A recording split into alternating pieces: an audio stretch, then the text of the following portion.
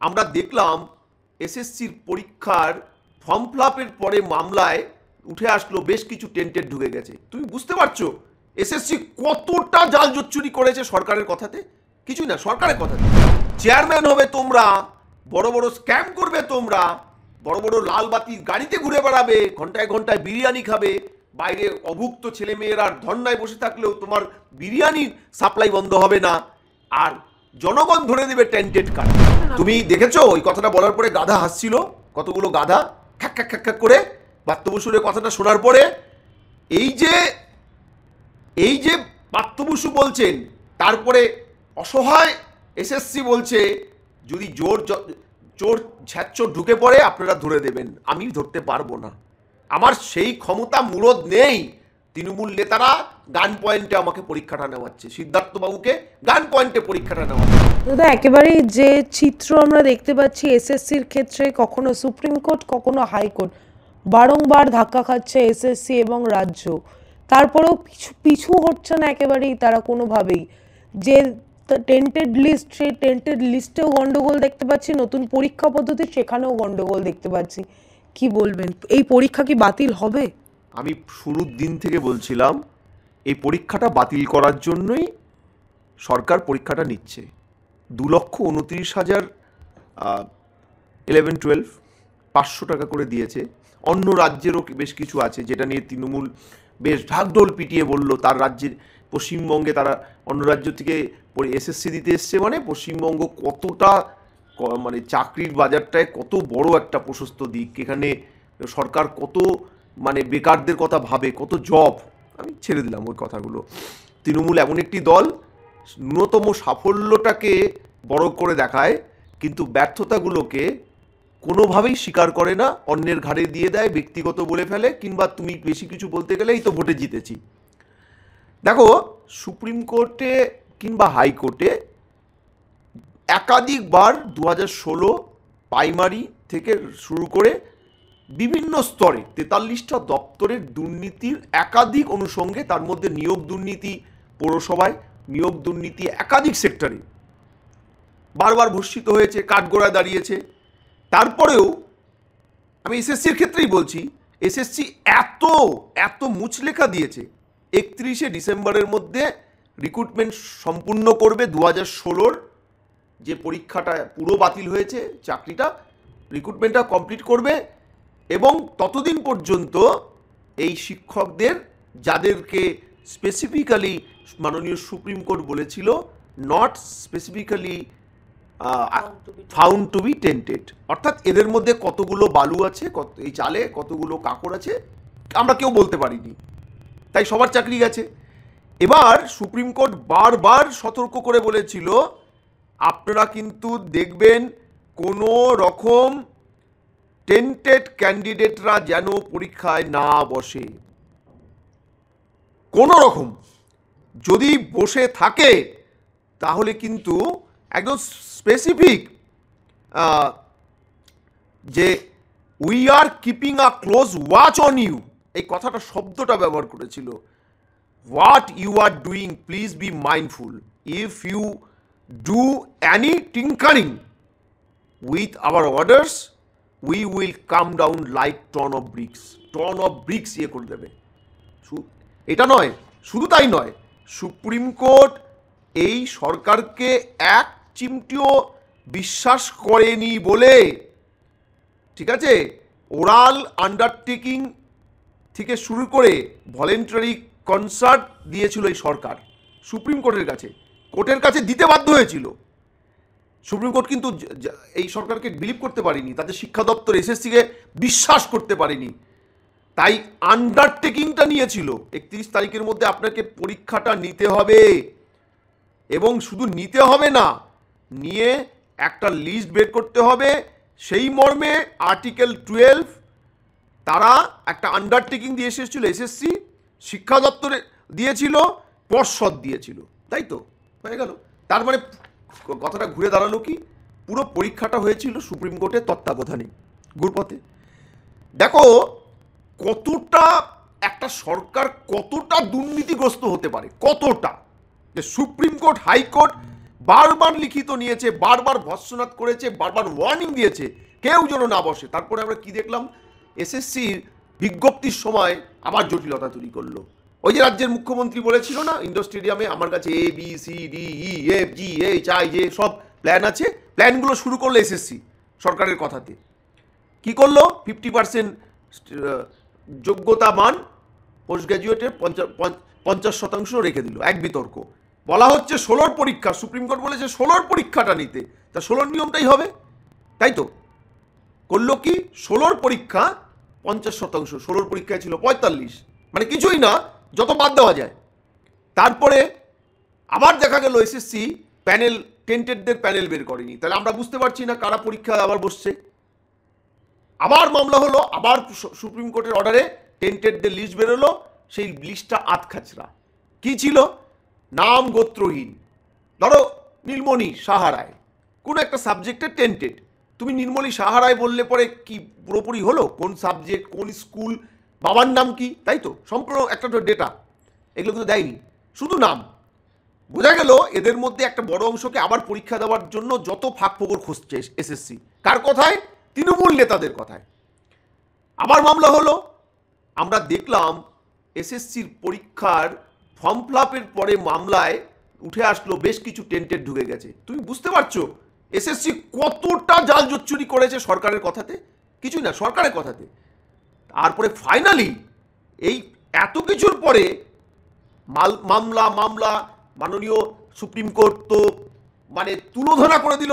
আপনাদের কে বলেছে 10 নম্বর দিতে, কে বলেছে 16 নিয়মে নতুনদেরকে ঢোকাতে, কতটা জোচ্চোর একটা সরকার এবং তার চালিত এসএসসি কতটা জোচ্চোর, যে তোমার ফ্রেশার ক্যান্ডিডেট তুমি পরীক্ষায় বসিয়েছো 70-60 পরীক্ষা 10 এক্সপিরিয়েন্স, তুমি কাট আপ রেখেছো 75। অর্থাৎ তুমি প্রথম দিনই ফর্ম ফিলআপের আগেই বলে দিতে তোমাদের নেব না, কিন্তু তুমি পরীক্ষায় বসালে 70-এ 75কে বাইরে পৃথিবীতে আছে, দেখাতে পারবে কতটা ক্রিমিনাল মানসিকতা। বলেছে 16 নিয়মে পরীক্ষা দিতে, তা করেনি, কোনো শর্ত মানেনি, টেন্টেডদের আটকায়নি, টেন্টেডরা ভুড়ি পরীক্ষা দিয়েছে, 256 জন অমৃতা সিনহার গুঁতো খেয়ে আবার বেরোলো, আবার নামগোত্র দিয়ে কিছুটা একটা প্যানেল বের করলো। তো আমরা দেখলাম সেটাও তো সম্পূর্ণ প্যানেল নয়, আবার কিছু প্যানেল বেরোবে। এই যে এসএসসি টেন্টেডদের 256 জনের লিস্টের নাম বেরোনোর পরে এরা কিভাবে ঢুকে পড়েছে তারা নাকি বুঝতে পারিনি। এবং নোটিশটা কতটা হাস্যকর দেখো, নোটিশটার মধ্যে তারা রিকোয়েস্ট করেছে সাধারণ মানুষের প্রতি, অন্যান্য ক্যান্ডিডেটদের প্রতি, যে কোনো টেন্টেড যদি ঢুকে পড়ে অগোচরে দয়া করে জানাবেন। মানে কতটা বদমাইশ হতে পারে, পরীক্ষা নেবে তুমি, মানে আর্টিকেল 12B তুমি, সব কিছু তুমি করবে, পয়সা নিবে তুমি, দিয়ে সরকারের ঘরে ঢুকিয়ে দেবে, ঠিক আছে, চেয়ারম্যান হবে তোমরা, বড় স্ক্যাম করবে তোমরা, বড় লাল বাতি গাড়িতে ঘুরে বেড়াবে, ঘন্টায় বিরিয়ানি খাবে, বাইরে অভুক্ত ছেলে মেয়েরা ধর্নায় বসে থাকলেও তোমার বিরিয়ানির সাপ্লাই বন্ধ হবে না, আর জনগণ ধরে দেবে টেন্টেড কারা। এইবার দেখো খেলাটা কোথায়, টেন্টেড 256 আপাতত বেরিয়েছে, আরও বেরোবে। যেভাবে সুপ্রিম কোর্ট হাইকোর্টে ফেলেছে, হাইকোর্ট তো এখন 2020 খেলবে, জাস্টিস সিনহা এখন 2020 খেলবে তোমাদের নিয়ে, কারণ আর সুপ্রিম কোর্টে যাওয়ার রাস্তা নেই। এই যে জাস্টিস সিনহা প্রশ্নগুলো করেছে, কেন নিয়েছেন, এই ছেলেগুলোর কি হবে, মুদ্রা কথা এসএসসি ফেসে গেছে।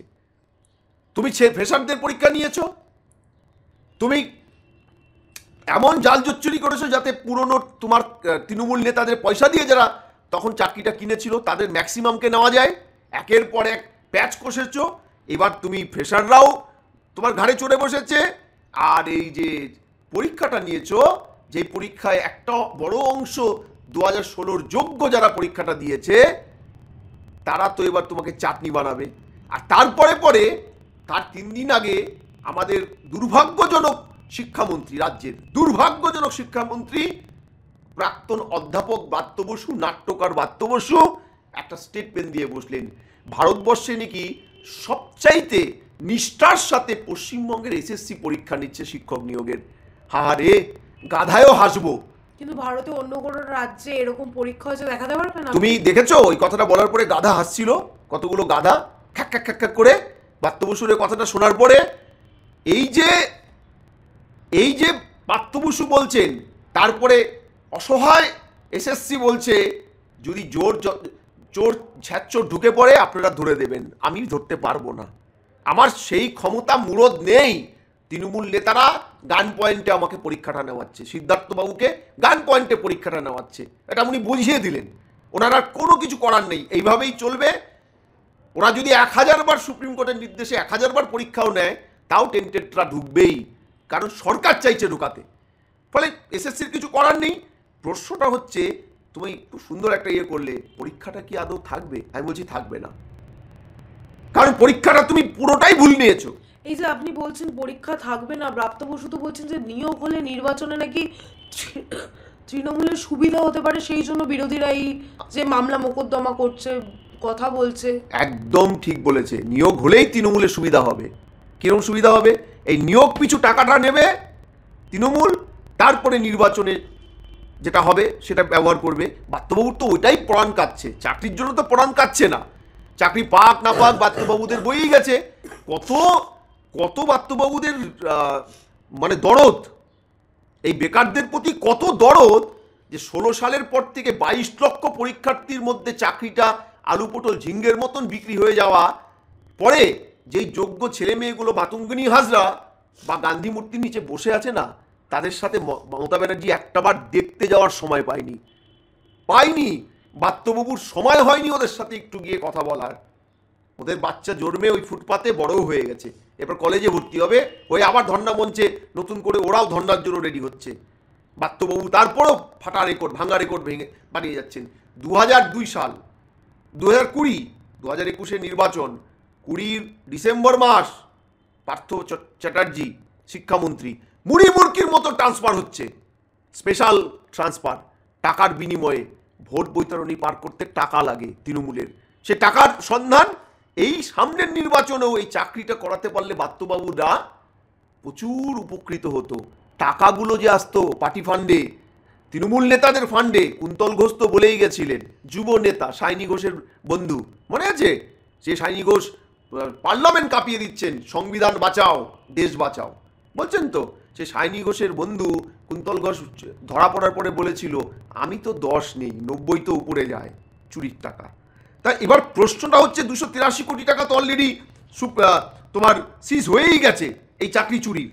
এবার প্রশ্ন হলো, এত কিছুর পরেও চাকরিটা টিকবে না একটাই লজিকে। তুমি চাকরিটা 2016-র চাকরিটা নেওয়াচ্ছ, যে 16-র চাকরিটা 16-র নিয়মেই হওয়ার কথা ছিল, তুমি 16-র নিয়মটা কিন্তু মেনটেন করনি। ফলে তোমার এই চাকরির পরীক্ষাটা পুরোটাই বাতিল হবে, যেটা সরকারও নিজে চাইছিল। সরকার তারপরে ভিকটিম তাস খেলবে। কি দেখো, পার্থ বসু টেপ রেকর্ড বাজিয়ে দিয়েছে, মমতা ব্যানার্জি মাইক ধরে বলবে একই সুরে যে আমরা চাকরি দিতে চাই, বিরোধীরা চাকরি খেয়ে ফেলে। কে বিরোধী? বিকাশ রঞ্জন ভট্টাচার্য বিরোধী। কে বিরোধী? ফিরদৌস শামীম বিরোধী। আর তুমি চুরি করে যখন বেকার ছেলে মেয়েগুলোর, যোগ্য বেকারদের সাথে প্রতারণা করছো, তখন তুমি সংবিধান বিরোধী নও, তুমি ধোয়া তুলসী পাতা। তুমি নাকি চাকরি দিতে চাও, তুমি চাকরি এমন দিতে চাও যে পিয়ার টিচিং এক্সপিরিয়েন্স নামক একটা এক্সপিরিয়েন্স অ্যাড করে দিয়ে সমস্ত টেন্টেডগুলোকে ঢোকাতে চাইছো। তুমি এমন চাকরি দিতে চাও, এত সংবিধান বিশ্বাস করে তৃণমূল, যে সংবিধানের স্পষ্ট নির্দেশিকা যে মেরিট কাম ফার্স্ট, যোগ্যকে মর্যাদা দিতে হবে। সেই যোগ্যকে মর্যাদা না দিয়ে মানে এক্সপিরিয়েন্স নামক একটি শব্দগুচ্ছ ব্যবহার করে তার আবার নম্বর অ্যাড করে তুমি একটার পর একটা যোগ্য ছেলে মেয়েদের বাদ দিলে। এই যে ফ্রেশার্সগুলো, 70-এ তাকে 75 পেতে হবে। বুঝেছ? পৃথিবীতে কেন এই বিশ্ব ব্রহ্মাণ্ডে কোথাও এমন নিয়ম নেই, এমন সম্ভাবনা নেই, ফিজিক্স কেমিস্ট্রি বায়োলজির বই ঘেটে আগামীতে কোনো বিজ্ঞানী এটা আবিষ্কার করতে পারবে না 70-এ 75 পাওয়া যায়, পারবে না। কিন্তু এই যে ওএমআর প্রকাশ করা, পরীক্ষায় ওএমআর প্রকাশ করতে বলা হয়েছে, ব্রাত্য বসু বলছেন যে 7 লক্ষ ওএমআর প্রকাশ করতে গেলে নাকি ওয়েবসাইট ক্র্যাশ করে যাবে। সরকারি ব্যবস্থা কি এতটাই ভেঙে পড়েছে সরকারি কাঠামো। এইবার বুঝেছো, ডাল মে কুচ কালা না, পুরো ডালটাই কালা। এই যে জাস্টিস সিনহা বা সুপ্রিম কোর্ট ধরে ফেলেছিল প্রথম দিন, তাই সরকারকে বিশ্বাস না করে আন্ডারটেকিং নিয়েছিল সুপ্রিম কোর্ট 31 তারিখের মধ্যে নতুন ইন্টারভিউ কমপ্লিট করে না দিতে পারলে সরকারের কি হবে, এটা পরিষ্কারভাবে তৎকালীন মাননীয় সুপ্রিম কোর্ট কিন্তু জানিয়ে দিয়েছিল। এবং আন্ডারটেকিংয়ের জায়গায় মাননীয় সুপ্রিম কোর্ট কিন্তু রাজ্যকে বারবার করে একদম প্রশ্নে বিদ্ধ করেছিল যে আপনারা যদি এই ব্যবস্থায় চাকরিটাকে সিকিউরলি 31 তারিখের মধ্যে না অ্যাডজয়েন করতে পারেন, দেখো এটা পরিষ্কার বলেছে যে কোর্ট আন্ডারটেকিং নেওয়া হয়েছে। এবার আন্ডারটেকিং নেওয়ার ফলে এখানে পরিষ্কার যে according to the concert or the undertaking he or she which ever is the party state article 12 article anybody corporate undertaking, যারা এটা দিয়েছে তাদের সম্পর্কে পরিষ্কার মাননীয় সুপ্রিম কোর্টের একটাই কথা ছিল, যদি আপনারা এই পুরো প্রক্রিয়াটা দেখো 17/4/2025 মাননীয় সুপ্রিম কোর্ট কি বলছে, আচ্ছা, in case that advertisement is not published by 31/5/2025 and the affidavit are not filled by that day, appropriate order will be passed by this court, including imposition of the cost and the vacating of the present order. পরিষ্কার বলেছিল কিন্তু add এবং পরীক্ষাটা না নিতে পারলে জরিমানা হবে, সতর্কীকরণ করে জরিমানা করবে। তারপরে এই অর্ডারটা, যে অর্ডারটা 31 তারিখ অবধি রেপুটেশনের চাকরিটাদের দিয়েছিল দয়া করে এবং প্রসিডিওরটা করতে বলেছিল, সেটা পুরো বাতিল করবে। তাহলে সুপ্রিম কোর্ট যখন এটা বলেছে, হাইকোর্টের জাস্টিস সিনহাও কিন্তু একই মর্মে কথাটা বলেছে যে আপনারা ইন্টারভিউ ভেরিফিকেশন ভুলে যান, পরীক্ষাটা আগে থাকবে, তো পরীক্ষাটা থাকবে না। এই যে বাত্য বসু বলছে না, বাত্য বসুর তো প্যানিক তৈরি হয়ে গেছে, দলটা পুরো কাঁপা শুরু করে দিয়েছে। কেন? একজন তো মানে কি বলবো, তিনি স্টেটমেন্ট দিচ্ছিলেন, বাঙালি আর তার স্টেটমেন্ট এখন আর শুনছে না সন্ধ্যাবেলা, কারণ তিনি অসুস্থ, পা ভেঙে পড়ে আছে। আমি বলছি এই যে দিলে আমরা জানতে পারতাম দলের কি অবস্থান। ওএমআর পাবলিকস আজকে ভারতবর্ষে সরকারি সেক্টর বেসরকারি সেক্টরে এত পরিকাঠামো আছে ডিজিটাল, যে নির্বাচন কমিশন যদি 7-8 কোটি এনোমিনেশন ফর্ম পুরোপুরি স্ক্যান করে ঢুকে দিতে পারে, সারা ভারতবর্ষে 140 কোটির থেকে উপরে 150 কোটি ক্রস করে গেছে এই মুহূর্তে এনোমিনেশন ফর্ম আপলোড হতে পারে in the sense of SIR, তাহলে স্টেট গভর্নমেন্টের এত বড় মেশিনারিজ মাত্র 7 লক্ষ ওএমআরকে স্ক্যান করতে পারবে না, এটা মামদোবাজি হচ্ছে। আসলে এই যে গত এক্সামটায় ওএমআর যে জাস্ট মাল্টিপল চয়েসের পরীক্ষাটা হয়েছে, আমরা প্রথম দিন থেকে বলেছিলাম এবং জাস্টিস সিনহাও বলেছিল বা সুপ্রিম কোর্টও বলেছিল, যখন এত দুর্নীতি প্রমাণিত হচ্ছে আপনাদের, তাহলে আপনারা স্বচ্ছতা রেখে প্রসিডিওরটায় কেন ওএমআরটাকে না বলতেই স্ক্যান করে দেননি কেন? মেরিট লিস্টের সাথে ওটা দিয়ে দিতেন। আসলে এইটার মধ্যেও যে বড় জাল জোচ্চুরি করে ফেলেছে সেটা এইবার প্রমাণিত হবে। দেখো আমার আশঙ্কা, ওই যে কি বললে তুমি, আমাদের কল্যাণ ব্যানার্জিকে কি যেন বলেছে, ভিলেন ইন স্পিচ। এই ভিলেন ইন স্পিচ কি এখন স্টেট গভর্নমেন্টের কথায় এটা আটকাতে মরিয়া চেষ্টা করে সুপ্রিম কোর্টে দৌড়াবে? আমরা সেটাই দেখার, কারণ তৃণমূল দলটি কিন্তু বুঝে ফেলেছে এই ওএমআর বেরোলে পরে আর রক্ষে নেই, কারণ ওইবারের ওএমআরটা বিদায় করতে পেরেছিল, ডিজিটাল আইন টাইন চেঞ্জ করে এইবার কিন্তু ওএমআরটা আছে, এইবার তাকে ওএমআর বের করতেই হবে। আর এই ওএমআর বের করলে নবান্নের 14 তলা কি হতে পারে আমরা মোটামুটি বুঝে ফেলেছি বাত্য বসুর কথাতেই।